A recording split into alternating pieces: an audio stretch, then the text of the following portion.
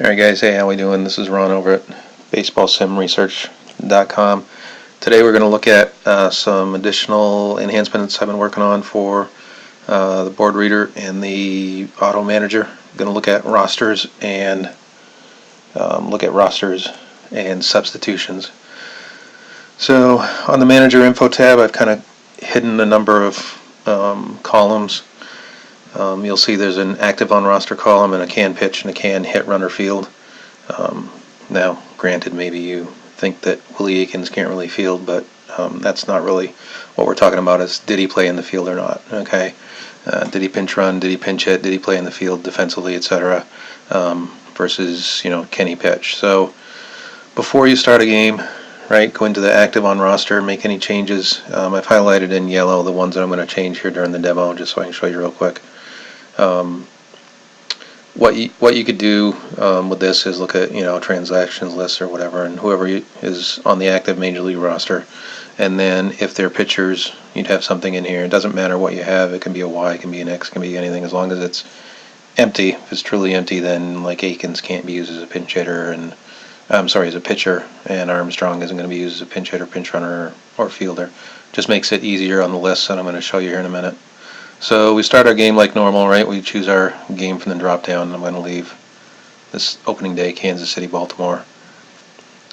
Click on copy lineups. It does some stuff.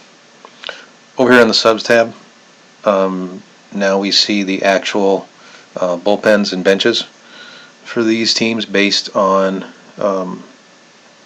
those field settings that we said earlier.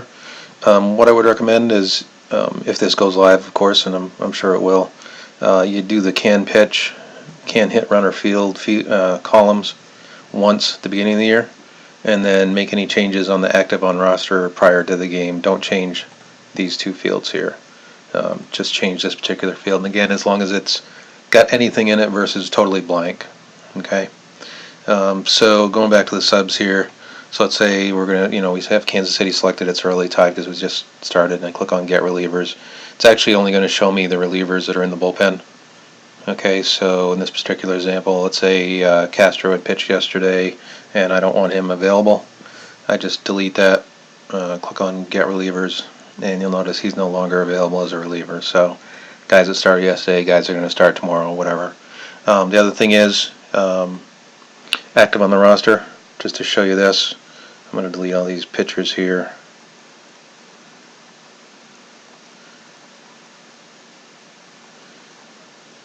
There we go. From Kansas City. Go ahead and copy lineups like I'm starting the game again. You'll notice this time in the bullpen, right, all the players that are inactive are no longer listed as in the bullpen. Now I click on Get Relievers for this particular game, and now I got Bud Black. So let's say Black started yesterday, and he's not really available in the bullpen. When you choose Get Relievers, you're going to get nobody available. So then you just, if you're in a situation where you need to pull the starting pitcher, you're just going to have to figure out what you want to do. Again, as long as there's something there, it'll pick him up as active. So, let's say Lowenstein is active on the roster. He's not on the DL, but he's hurt, and you don't want to use him. You would just delete that cell there. So that is pretty much what I've been working on. Hopefully I will do some more testing with 1982 the next few days, and maybe start having some beta testers. So if you're interested in that, let me know. Hit me up on the Delphi forum if you get any comments. Thanks.